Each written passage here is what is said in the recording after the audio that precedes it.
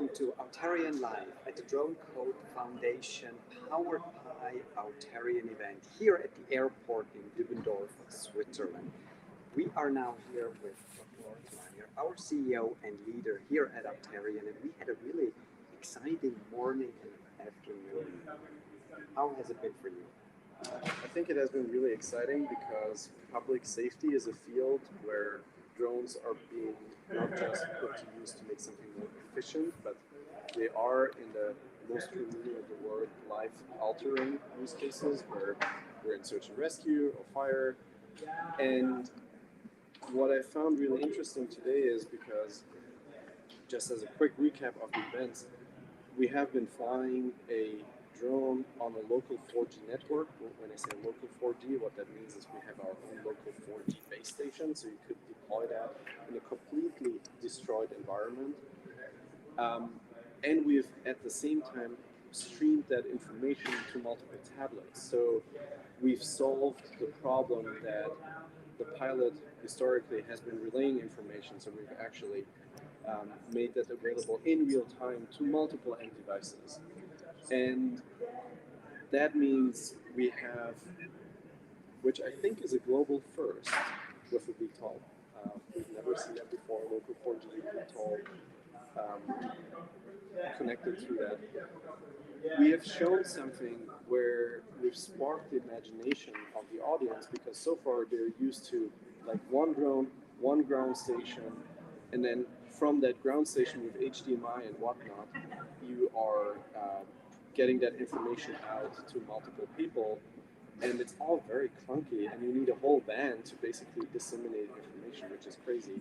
Whereas in our case, anybody with a cell phone and the right SIM card would basically have been able to receive it. In essence, we're changing the status quo. For decades, we've had this idea, this notion that we had a ground controller, remote controller, whatever you call it, and with that, we communicate to the drone, we control the drone. With that also come these limitations of distance and bandwidth. And today, for the first time, we did something that changed that paradigm. And I was looking in the audience, there were a lot of people that had big eyes. What do you think? Is that the start of really a future evolution in essence? I think it is, and I think it's something that has to happen, because if you look back at the history of computing, we have actually a very similar pattern.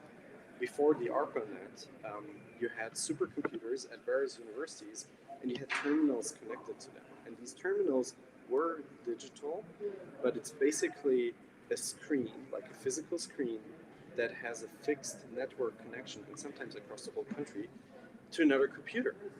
And so there were literally people in universities and in research labs that had access to 3 computer systems. And what did that mean? Well, it actually meant they had 3 physical terminals, so they could access those 3 computer systems. And that's, of course, stupid and unacceptable, and that's why the ARPANET was created, to break that pattern. Now the ARPANET is called the Internet. That's a commercial successor to it. And we're seeing now the same thing happening here, because you have one drone, you have one ground station, you have another drone, you have another ground station. And if it's from different vendors, these ground stations even work completely differently. So it's crazy to train anybody. And that is something that people are pushing back against. And when I say people, I'm talking about the end users, the end customers. And it will have another effect. And that's the vision beyond what we actually were able to demonstrate today. And that is, once you start to network these different systems, people will expect that drones can talk to drones or other robots. And they will start to ask questions around, like, can I run software on that drone? And can I run software on this and then get information there? Which is like common sense in the internet today. Of course, different servers talk to different services all the time. And once that starts to sink in, people will turn around and say, like, okay, now I want to be able to standardize this, because I don't want to write different software for different drones. And this will catapult us into the smartphone age with apps on drones.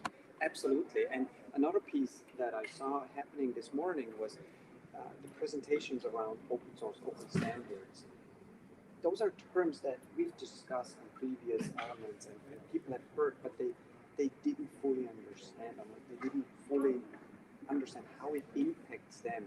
And this morning, when we started to showcase that standardization, that initial concept of one user interface with multiple drones, with multiple manufacturers, with multiple payloads, and then showcasing the demonstration on an Auterion powered vehicle inside this private network at an active airport, I think it just completed that picture to the attendees.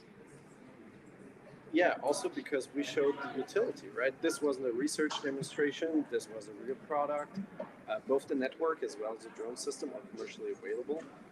And they're built according to a completely different paradigm that to me is like, of course, that's where the industry is going to land because that's where the internet landed, that's where smartphones landed. But I think in the drone industry, we have had a lot of pushback and people saying like, no, we don't need that, or individual drone manufacturers going like, well, we just care about our product, which is understandable. But now we have the customer who is literally fed up with it. And one thing that we demonstrated here is the standardization that's occurring, how that's enabling it. And the US government is starting to mandate that from their suppliers. So it's a little bit the same thing as with the ARPANET, where all these different supercomputer vendors had their own terminals that didn't care about the other vendor's supercomputer. And now the end customer, the largest end customer in the world, the US government, is saying like, I have had enough. It's causing me issues, it's causing me training issues, it's inefficient. You need to standardize this.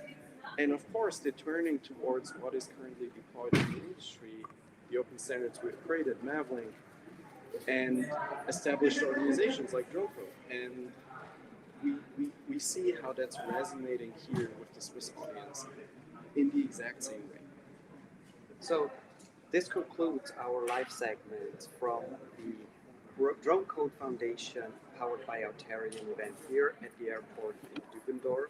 We had a wonderful day. We are going to put together some additional information and a video of the activities that happened today. We had some great presentations, a lot of insights, good networking opportunity. There were people from all over Europe, actually all over the world.